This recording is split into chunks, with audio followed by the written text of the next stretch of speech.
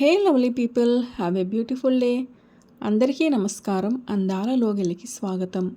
ఇప్పుడు మనం మనసెరిగిన మనిషి అనే కథను విందామా? రచించిన వారు శివాని గారు. ఇక కథలోకి వెళ్తే, శైలజ, సాయంత్రం ఆఫీసు నుంచి తొందరగా వస్తా, రెడీగా ఉండు, షాపింగ్కి వెళ్దాం. బైకు తాళాలు తీసి బయలుదేరుతూ అన్నాడు శ్రీకాంత్. ఇప్పుడెందుకండి, అక్కడ ఏం కొనాలి? అన్యమనస్కంగా అంది ఆమె. ఏం కొంటాం? గోంగూర, కొత్తిమీర అని పక్పకా నవ్వి, నీకోసం చీర అని అన్నాడు. ఇప్పుడెందుకండి చీర? పెళ్లిలో బోలెడని చీరలు బహుమతిగా వచ్చాయి. అమ్మగారు పెట్టినవి, అత్తగారు కొన్నవి బోలెడు ఉన్నాయి. మళ్ళీ ఎందుకులేండి, ముక్తసరిగా అంది. అది వేరే సంగతి. పెళ్ళి జరిగాక నీ మొదటి పుట్టినరోజు కదా, నీకు బహుమతి ఇవ్వాలనుకుంటున్నా. ప్లీజ్ కాదనకు. అతని మాటలో ఆప్యాయత మూట కట్టుకుని ఉంది. ఆమె మరేం తర్కించలేదు. బైక్ వెళ్ళిపోయిన చప్పుడు కూడా ఆమె వినలేదు. ఇంత అభిమానంగా చూసుకునే భర్తతో తను ఎందుకు చనువుగా ఉండలేకపోతోంది? తన ప్రవర్తన అతనిలో ఏమాత్రం అనుమానం, విముఖత, విసుగు కలిగించకపోవడమేమిటి? అతని ఆదరణను అతనెందుకు దూరం చేసుకుంటోంది? ఈ ఆలోచనలు ఆమె మనసుని అతలాకుతలం చేస్తున్నాయి. తన గతమే తనకి శత్రువా? దీనికి పరిష్కారం ఏమిటి అనే ఆలోచనలతో ఆమె మస్తిష్కం వేడెక్కిపోయింది. శైలజ, రాంబాబు ఒకే కాలేజీలో చదువుకునేవారు. చదువులో తనకి తెలియని విషయాలు ఏమైనా రాంబాబుని అడిగి తెలుసుకునేది. వారి స్నేహం నానాటికి బలపడసాగింది. తండ్రికి తాను ఒక్కతే కూతురు. చదువు పట్ల శైలజకు శ్రద్ధ ఉండడంతో తండ్రి అభ్యంతర పెట్టలేదు. శైలజ, రాంబాబు కలుసుకోలేని సమయంలో వారి అవసరాలను చరవాణి తీర్చేది. ఇద్దరూ చాలా సన్నిహితంగా తిరిగేవారు. శైలజ క్లాస్మేట్ నీరజ, వీరు ఇలా కలిసి తిరగడాన్ని చూసి అప్పుడప్పుడు స్నేహితురాలిని హెచ్చరిస్తూ ఉండేది. నేను హద్దులు దాటనులేవే. పరీక్షలు అయిపోయాక రాంబాబు ఉద్దేశం ఏంటో కనుక్కుంటాను. మా ఇంట్లో కూడా నాకు పెళ్లి చేయాలని తొందరపడుతున్నారు. ఇక ఈ దాగుడు మూతల వ్యవహారానికి ఫుల్ స్టాప్ పెట్టేయాలి, స్థిరంగా అంది శైలజ.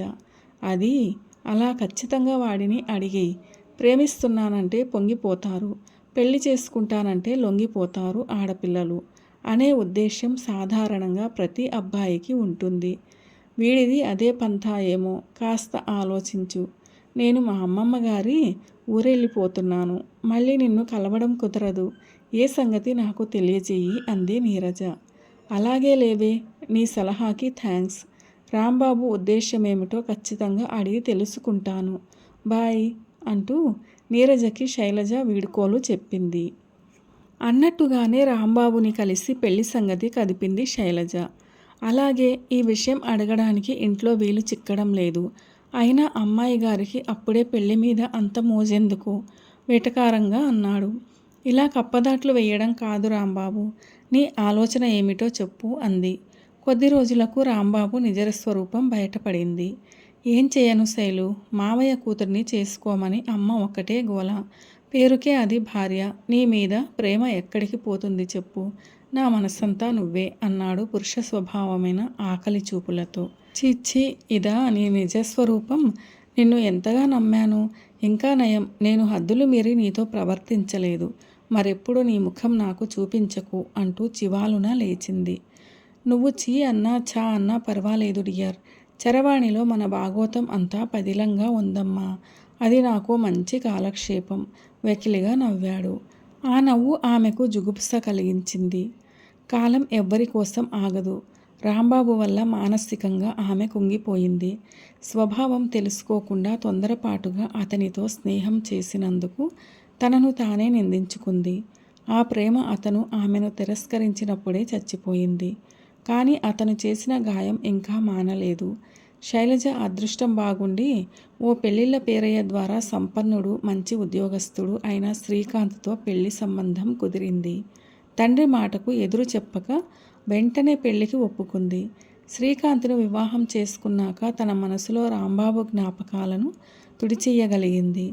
రాంబాబుతో స్నేహం వల్ల తన మనసు అపవిత్రం అయిపోయినా తనువు మాత్రం పవిత్రమే. భర్త నీడలో, అతని లాలనలో ఆమె జీవితం ప్రశాంతమే. కానీ రాంబాబు చేసిన ద్రోహం నుండి ఇంకా తేరుకోలేకపోతోంది. శ్రీకాంత్ ఎంత ప్రేమగా చూసినా అతనికి దగ్గర కాలేకపోతోంది. ఎందుకు? ఇంత మంచి మనసున్న మనిషికి ఎందుకు దగ్గర కాలేకపోతున్నాను?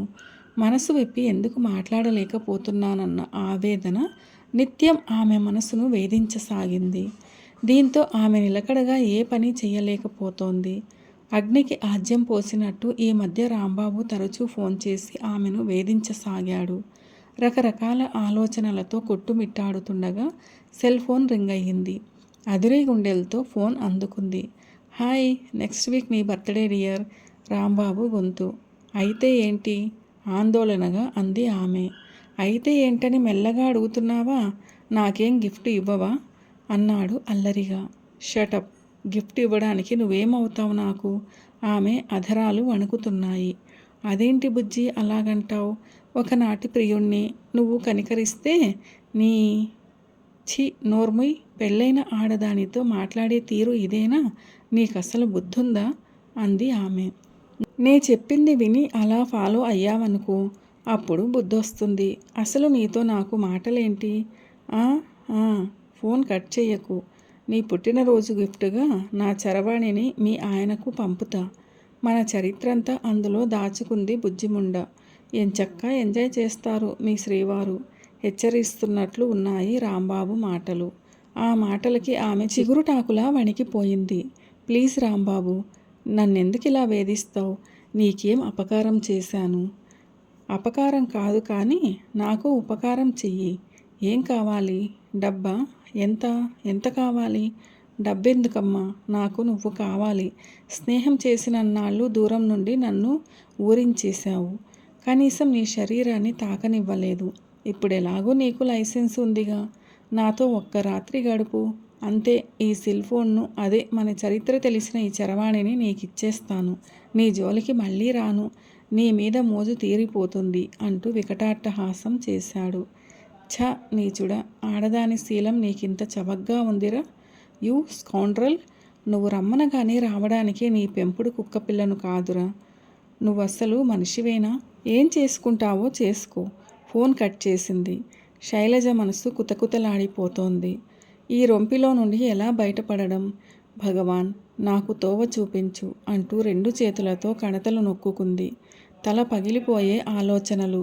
సాయంత్రం షాపింగ్కు వెళదామని భర్త ఉదయమే చెప్పాడు. ఏం చేయడానికి ఆమె మనసు నిలకడగా లేదు. ఆలోచిస్తూ అలాగే సోఫాలో వాలిపోయింది, భోజనం చేయకుండానే. కాసేపటికే ఆమె కళ్ళు మూతపడ్డాయి. కాలింగ్ బెల్ అదే పనిగా మోగుతుండడంతో ఉలిక్కిపడి లేచింది శైలజ. వాచి చూసుకుంది. శ్రీకాంత్ అప్పుడే రాడు. రాంబాబు గాని దిగబడ్డాడా? అదిరే గుండెలతో తలుపు తెరిచింది. ఎదురుగా చిన్ననాటి స్నేహితురాలు నీరజ. నీరు అంటూ గట్టిగా వాటేసుకుంది శైలజ. ఆమె కళ్ళు వర్షిస్తున్నాయి. నీరజను చూసి ఆమె మనసు సేద తీరింది. ఏంటే, గుమ్మంలోనే నిలబెట్టేస్తావా? అంది నీరజ. అంతలోనే ఆందోళనగా ఉన్న ఆమె ముఖం చూసి, ఏమే శైలు, ఒంట్లో బాగోలేదా? కళ్ళు వాచి ముఖం పీక్కుపోయింది అంది. అంతా చెబుతా. నీ రాక నాకు ఎంతో ఓదార్పునిచ్చింది. పద, గదిలో మాట్లాడుకుందాం అంటూ నీరజని బెడ్రూంలోకి తీసుకెళ్ళింది శైలజ. మీ ఆయన నిన్ను సరిగ్గా చూసుకోవడం లేదా? ఆరా తీసింది నీరజ. అబ్బే, అలాంటి సమస్యలేం లేవే. అలాంటి భర్త దొరకడం నిజంగా నా అదృష్టం. అయితే నీకొచ్చిన సమస్య ఏంటి? రాంబాబుకి తనకి జరిగిన విషయం అంతా చెప్పి నాకేం దిక్కు తోచడం లేదే. ఆయన ప్రేమకి నేను అర్హురాలిని కాను. ప్రాణం తీసుకుందామంటే ఆ నేరం ఆయన మీద పడొచ్చు. అంతలా ప్రేమిస్తున్న మనిషికి అంతలా ఎలా ద్రోహం చేయను? ఏం చెయ్యాలి ఇప్పుడు? బేలగా అంది శైలజ. చచ్చ, ప్రాణం తీసుకోవడం సరైన మార్గం కాదు. అయినా ఆ రాంబాబు మూలంగా ముచ్చటైన నీ జీవితం ఎందుకు అంతం చేసుకోవాలి? ఈ సెల్ ఫోన్లు ఎన్ని అనర్థాలు తెచ్చిపెడుతున్నాయి. అదే నా బాధ. నన్నిప్పుడు ఏం చెయ్యమంటావు?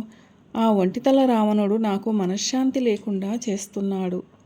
ఓ పని చెయ్యి అంది నీరజ. ఏంటది? ఆత్రంగా అడిగింది శైలజ.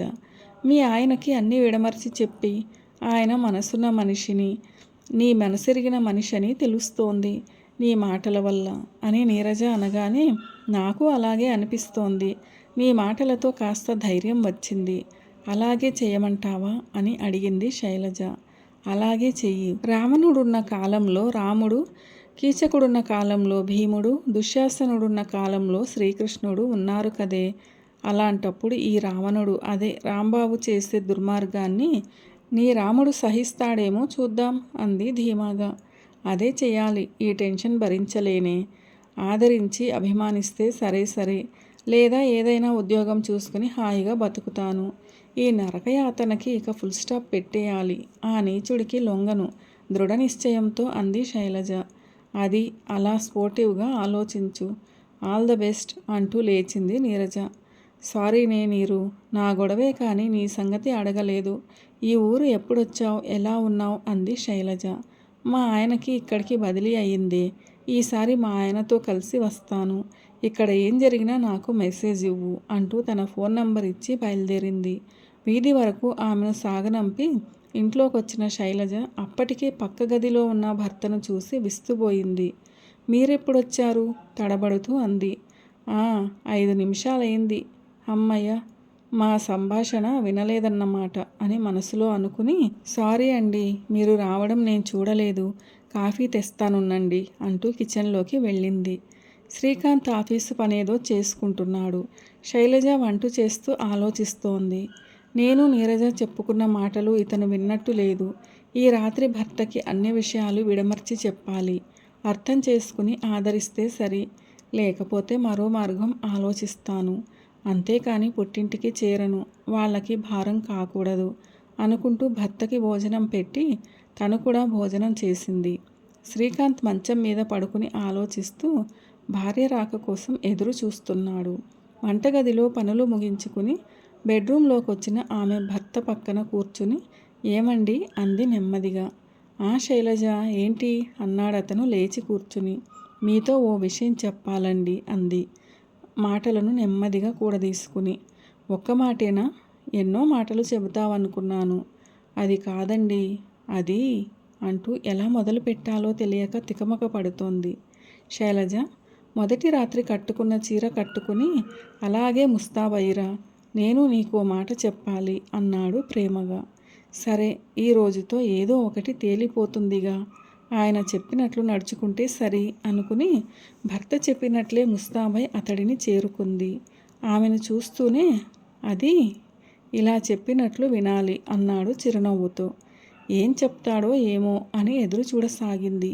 మన ప్రేమ సామ్రాజ్యానికి ఎన్ని సాక్ష్యాలు ఉండాలా? గదంతా కలయజూస్తూ అన్నాడు. ఏమిటి ఇతని ధోరణి అనుకుంటూ కిటికీ తెరలు సరిచేసి లైటు తీసేసి నీలం రంగు బెడ్ లైటు వేసింది. అప్సరసలా మెరిసిపోతోంది శైలజ. శ్రీకాంత్ మంచం దిగి వచ్చి మేజా మీదున్న మల్లెలు ఆమె జడలో తురిమి, నే చెప్పదలుచుకున్న మాటకి ఇది నాంది అంటూ ఆమెను మంచం దగ్గరకు తీసుకెళ్ళాడు. నే చెప్పదలుచుకున్నది చెప్పనీయకుండా ఏమిటి ఈయన ధోరణి అనుకున్నది ఆమె. మంచం మీద ఆమె పక్కనే కూర్చుని రావణుడున్న కాలంలో రాముడు, దుశ్శాసనుడున్న కాలంలో కృష్ణుడు ఉన్నారు కదా. అంతటి మహానుభావుడిని కాకపోయినా నేను మనసున్న మనిషినే, సాటి మనిషి స్వభావం తెలుసుకోదగిన సామాన్య మానవుణ్ణి, నీ మనసెరిగిన మనిషిని అంటూ ఆమెను గుండెలకు హత్తుకున్నాడు. ఏమండి మీరు నిజంగా? ఆమెకు నోట మాట పెగలట్లేదు. వద్దు శైలు, అంతంత పెద్ద మాటలు వద్దు. నమ్మకమనే పునాదులపైనే దాంపత్యమైన సౌధం నిలుస్తుంది. మన మధ్య ఉండవలసింది ఆప్యాయత, అనురాగం మాత్రమే. ఇంకేమైనా ఉన్నాయా నువ్వు చెప్పడానికి అంటూ ఆమె చుబుకం పట్టుకుని కళ్ళల్లోకి చూస్తూ అడిగాడు. వెంటనే ఆమె లతలా అతన్ని పెనవేసుకుపోయింది. ఇద్దరి మధ్య గాలి దూరనంత బిగి. వీరి ఏకాంతానికి భంగం రాకూడదని కిటికీలో నుంచి తొంగి చూస్తున్న చందమామ మబ్బుల్లోకి దూరిపోయాడు. శివాని గారు రచించిన మనసెరిగిన మనిషి అనే ఈ కథ ఎలా అనిపించింది మీకు? నచ్చిందా? నచ్చినట్లయితే వీడియోను లైక్ చేయండి, మీ ప్రియమైన వారందరికీ షేర్ చేయండి. అలాగే మన ఛానల్ను సబ్స్క్రైబ్ చేసుకోవడం అస్సలు మర్చిపోవద్దు. వీడియోను చివరిదాకా చూసి కథను పూర్తిగా విన్నందుకు ధన్యవాదాలు. ఈ కథపై మీ విలువైన అభిప్రాయాలను కామెంట్ సెక్షన్లో తప్పకుండా తెలియచేయగలరు. ఇలాంటి మరిన్ని మంచి కథల కోసం స్టే ట్యూన్ అందాల లోగిలి. See you all in another video. Till then keep smiling and be happy. A very special thanks to the story writer Shivani garu for this wonderful and amazing story మనసెరిగిన మనిషి.